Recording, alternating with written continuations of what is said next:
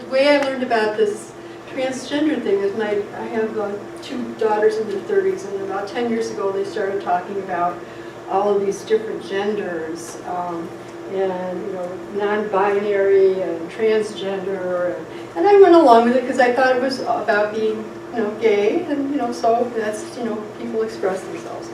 So I moved into here at the River City Co-op with my daughter about 5 years ago, and it was just a temporary situation until I could get my place. And they have a transgender policy, and it's a co-op, and you make decisions about things collectively. So we were always having business meetings about doing the dishes and that kind of thing. And before every meeting, we had to go around and give our pronouns. And I went around, and I didn't think anything of it. It was like, oh yeah, let's be aware of gender. That's great. And there were people living there who were posing as the opposite sex, and so we had to be careful about that and make them feel included. And I had no problem with this. And then the next thing was that I joined the Iowa City Press Co-op. I'm an artist, and I wanted to learn there and even share what I know and give workshops and that kind of thing. And there's a man there who has a woman's name, and he says that he's transgender. He's totally not changed in any way.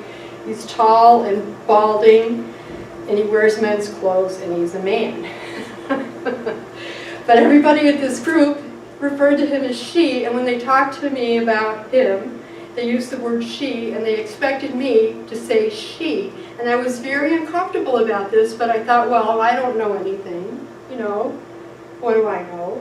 I can respect it, but it made me feel uncomfortable. But I even let that go.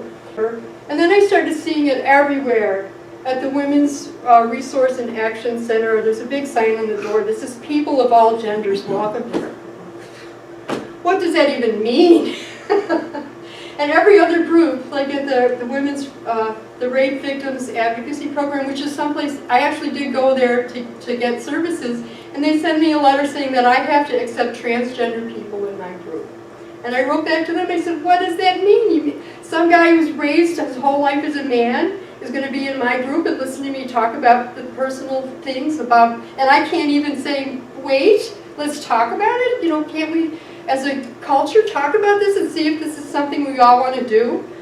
Anyway, so I started studying. Somehow the idea of gender has gotten reified as if it's like a specific physical objective thing. And instead of allowing people to just be in their bodies, you have to change their body to fit an idea, a concept of behavior that changes culturally all over the world as people have different ideas of what appropriate gender behavior is. Okay, so this is the deal. People have XX or XY chromosomes, and that's what makes you a man or a woman, and not what the ideas in your head and not your behavior. And the DSM-5 has all kinds of information about why thinking you're the other sex is a psychological disorder of paraphilia. I've got some information about autogynephilia. Autogynephilia is straight men, heterosexual men, who get sexual stimulation from the idea of imagining themselves as women. Most men who are transgender don't actually go through the surgery. They actually still have their penises. Okay, and this is just me. I really feel like the idea that we're spreading this without letting people talk about it is kind of a sociopathic thing to do. And it's kind of confusing because originally what they had was, you were talking about the intersex situation where they changed, somebody is born with ambiguous genitalia. Right. And these people are sterile, they're not able to have children. So that's one part of this. But intersexual people are not transgender, they're just intersexual. They have a chromosome disorder. But the transgender try to say that because there's intersexual people, that having a gender is a fluid sort of thing. But if you have one of these chromosome disorders, it's a disorder. It's not a choice. It's not part of the spectrum. So originally they came up with this surgery. It was partly, they started doing it because of the intersexual thing. They wanted, you know, the kids to look normal. So if somebody was born intersexual, then they would, with ambiguous genitalia, then they would do these plastic surgeries to have someone look normal. The transgender, or the intersex community now says leave people be. It doesn't help to do the surgery on them. So there's that.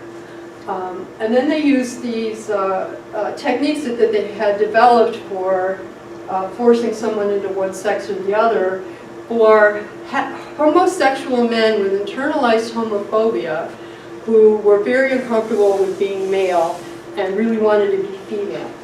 And there are, let's see, some of the terms for that is gender dysphoria, and it's a real thing that psychologists will, you know, it's a real thing that you feel uncomfortable in your body as a sex that it is. But this is a psychological problem, and it isn't going to be fixed by changing the outside of a person's body, because you're still you inside. Then what happened was, there were a lot of men who were signing up for it, and it was like male to female, okay?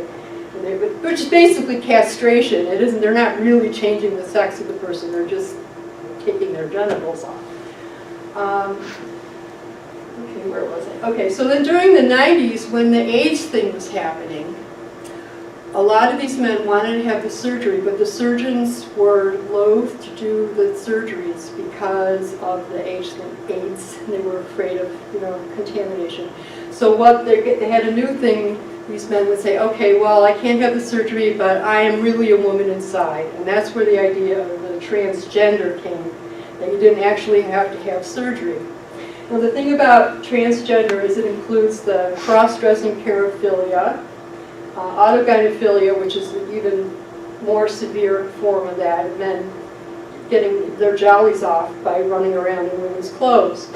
Now what's happening, though, is that especially in the UK, there's been a 4,000% increase in girls, young girls, saying that they're transgender and going for these surgeries. The other thing about that is that most of the boys and girls that they're lining up to have these surgeries are gay or lesbian. If you leave them alone, they'll grow up to be gay or lesbian. So basically, this is gay eugenics. They're like, you know. Oh, dysmorphia is the feeling that your body's wrong. Okay, so this is the way it used to be. This is what I think.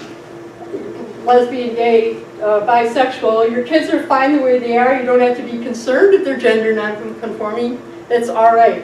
But when the T came in, they're saying your children are defective and we're here to correct their abnormalities with drugs, clothing, accessories, and multiple surgeries.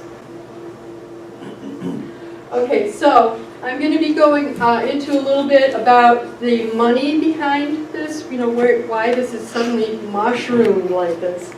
So, okay, there's this initiative in Canada. It's called the Sexual Orientation and Gender Identity 123, SOGI 123. And this is an organization. If you go to this link, they've got pages and pages and pages about how to rush your kids into sexual reassignment. And making kids feel, little kids, question about whether their bodies are, you know, whether they're really male or female. And they get a lot of money from these billionaires. Soros. What? George Soros. Yes. Well, I'll be talking about that. And then here's this other thing. This is a new psychological disorder.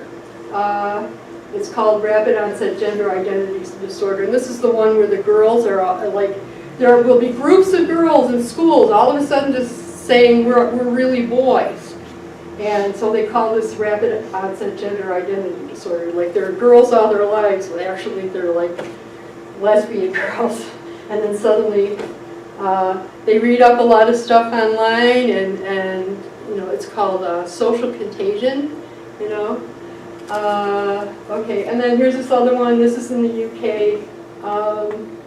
They also get money from they're like front groups who get money to put this in the schools and teach kids that their bodies are, you know, imaginary.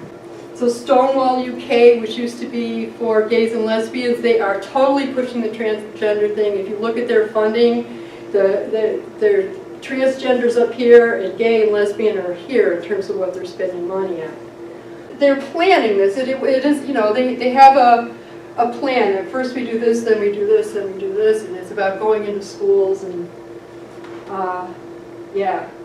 So what's happening in the UK is that it's called the Gender Recognition Act, and back in 2010 they passed a law saying that for transsexual people, once they had a medical certificate and made the transition and lived as the person of the opposite sex for a certain number of years, then they would be considered that they had changed their sex. So what they decided to do then was the Gender Recognition Act is to take all, all you have to do is go online and press a button and that changes your sex. So they're trying to pass this, and Stonewall is behind it, and they're also going into the schools and pushing this propaganda in the schools. And what's happening now is that social services will actually take a child out of the home if the parents don't confirm the child's gender identity. So if your boy comes home and says he's a girl and you don't agree with him, the state can come in and take that child away from you and then give them the surgery. Okay, next one. That's in Canada? Yeah, it's in Canada, but it's coming here too. Oh, California. And Oregon. Yeah. Oh. World Professional Association for Transgender Health admits that only 6 to 23% of boys and 12 to 20% of girls treated in gender clinics persist with gender dysphoria into adulthood. So this is McHugh, and he's with the Johns Hopkins, and he was one of the original people who was doing these surgeries at Johns Hopkins, and then he realized that it wasn't such a good thing. So here's what he's got all kinds of accolades and, just a very strong scientific background. And so he's one of the guys who's saying, we need to think about it. Okay, so this is what's happening locally. Oh, this is the guy. This is his services. Okay? This is what he's doing to kids. This intersex disorders has nothing to do with gender identity. It's not even in this, one is an emotional problem and one is a chromosomal physical problem. But it's to their social and psychological advantage to intermix the two. Yeah, well, you confuse them and people think they're the same thing.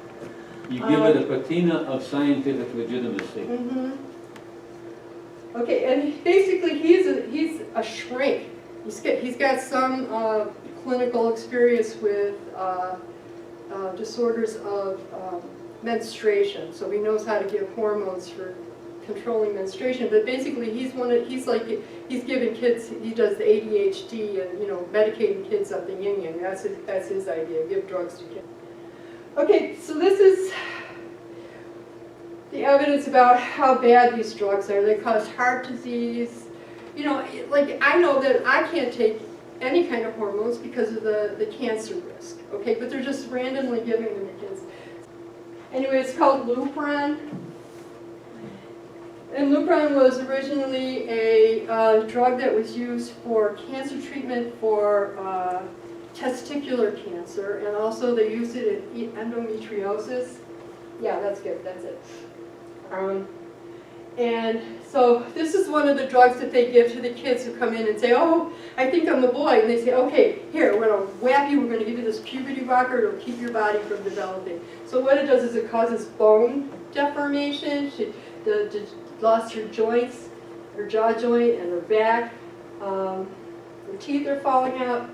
And so they're giving this. There's no long-term testing because why? You couldn't just randomly test kids with this poison, so there's no long-term studies, but everything that's coming up is that it's really bad for children's bodies. And it also affects brain development. It keeps your brain from developing. It's really crazy. So this is, some people are trying to talk back, and so online I pick up these things, and this is the the contagion thing. They're telling kids that they could be born in the wrong body. And you know, so if you're a kid and you know you're a little girl and you find you're attracted, you want to be hugging your girlfriend, right? But your culture's telling you no, that girls aren't supposed to like to hug other girls, and so they feel like they're different, and then as a remedy they're past this thing that your body is indeterminate. Okay, next one. Okay, this is hard.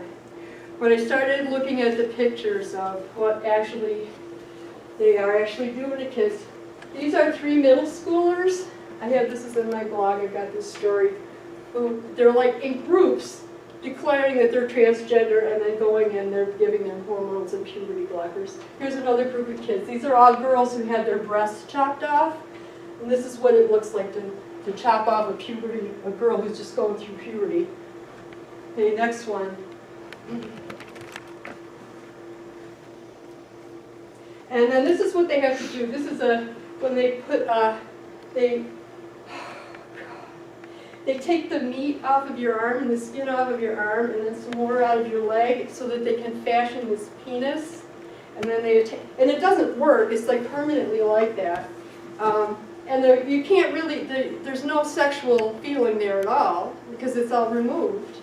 So this is the horror that they're trying to sell to kids, but you won't see this. They're just like, oh, it's so much fun, unicorns and teddy bears, rainbows and lollipops. Next one. And they can't have orgasms because No. it's been mutilated. And they're sterilized. You can't have children. They're sterilized. This is another thing that's happening. The Midwives Association of North America, some of the Pritzker Foundation had people put on the MANA, American Midwives Association, who pushed this transgender thing, and they got rid of all of the words that said mother or woman, and they say pregnant person, birthing person. They want to take woman out of birthing. So this is a woman, and this woman is on a fuck ton of hormones, excuse me, which are going to affect this baby that's inside of her. Okay, this is child abuse. This is a man. He's also on a whole lot of hormones, and this is what's being. Oh, this is just lovely, you know. This is what trans looks like. Okay, next one. Like the heck with the next generation.